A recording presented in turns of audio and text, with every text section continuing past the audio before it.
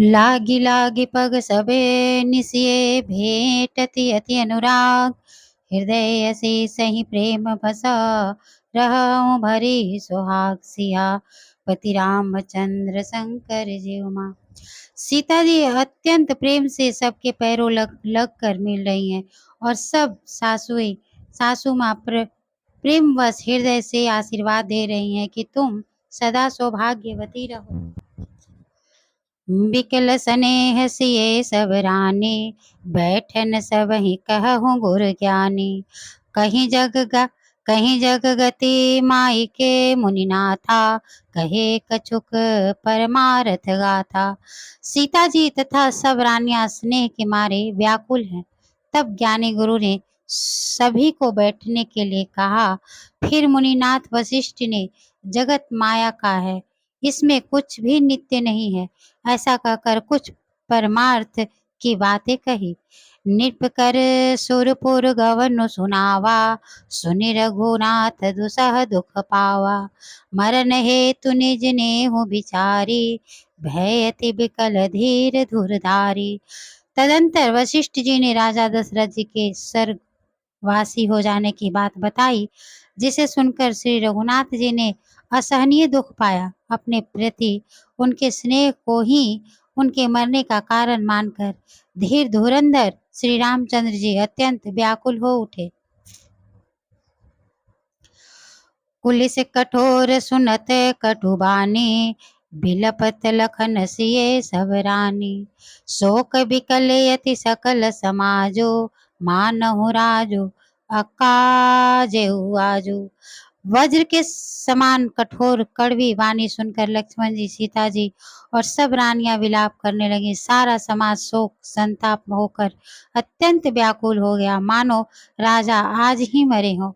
मुनिबर बहुरी राम समुझाए, सह सहित समाज सु सरित नहाए। व्रत निरंबु ते ही दिन प्रभु कीन्हा, मुनि हो कहे जलु काहुन लीन्हा।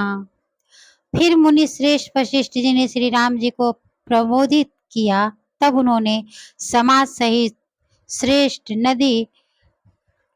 श्रेष्ठ नदी मंदाकिनी जी के में स्नान किया। उस दिन प्रभु श्री रामचंद्र जी ने निर्जला व्रत किया। मुनि वशिष्ठ जी के कहने पर भी किसी ने जल ग्रहण नहीं किया। भोर भय रघुनंदन ही, जो मुनि आय सुदीन। श्रद्धा भक्ति समेत प्रभु, सो सब सादरु कीन सिया। पति रामचंद्र शंकर जी उमा। दूसरे दिन प्रातः काल ही मुनि वशिष्ठ जी ने श्री रघुनाथ जी को जो जो आज्ञा दी वह सब कार्य प्रभु श्री रामचंद्र जी ने श्रद्धा भक्ति और आदर के साथ किया। कर पितु क्रिया वेद जसी भरनी, भय पुनीत पातक तम तरनी।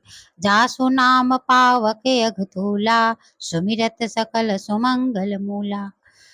वेदों में वर्णित विधि के अनुसार पिता की क्रिया करके पाप रूपी अंधकार के नष्ट करने वाले सूर्य के समान श्री रामचंद्र जी शुद्ध हुए, जिनका नाम पाप रूपी रुई के लिए अग्नि है और जिनका स्मरण मात्र समस्त शुभ मंगलों का मूल है। शुद्ध सुभयहु साधु समंतर असे, तीरथ अवाहन सुर सरिजस। शुद्ध भय दुई बासर बीते, बोले गुरु सन राम प्रीते। वे नित्य शुद्ध बुद्धि भगवान श्री रामचंद्र जी शुद्ध हुए। साधुओं की ऐसी सम्मति है कि उनका शुद्ध होना वैसे ही है जैसा तीर्थों के आवाहन से गंगा जी शुद्ध होती हैं। गंगा जी तो स्वभाव से ही शुद्ध हैं। उनमें जिन तीर्थों का आवाहन किया जाता है, उल्टे वे ही गंगा जी के संपर्क में आने से शुद्ध हो जाते हैं। इसी प्रकार सच्चिदानंद रूप श्री राम तो नित्य शुद्ध हैं। उनके संपर्क से कर्म ही शुद्ध हो गए। शुद्ध होने के 2 दिन बाद श्री रामचंद्र जी प्रीति के साथ गुरु जी से बोले, नाथ लोग सब निपट दुखारी, कंद मूल फल अम्बु आहारी। सानुज भरतु सचिव सब माता, देखि मोहि पल जिमि जुग जाता। हे नाथ, सब लोग यहाँ बहुत दुखी हो रहे हैं। कंद-मूल, फल और जल का ही भोजन कर रहे हैं। भाई शत्रुघ्न सहित भरत को, मंत्रियों को और सब माताओं को देखकर मुझे एक-एक पल युगों के समान बीत रहा है। सब समेत पुर धारहु पाऊ, आप यहाँ अमरावती राऊ। बहुत कहूँ सब कियऊँ डिठाई, उचित होई तसे करहु गोसाई। अतः आप सबके साथ अयोध्यापुरी को लौट जाइए। आप यहाँ हैं और राजा दशरथ स्वर्गपुरी पधार गए। अयोध्या सुनी है मैंने, बहुत कह डाला, यह सब बड़ी डिठाई की है। हे गोसाई, जैसा उचित हो वैसा ही आप कीजिए।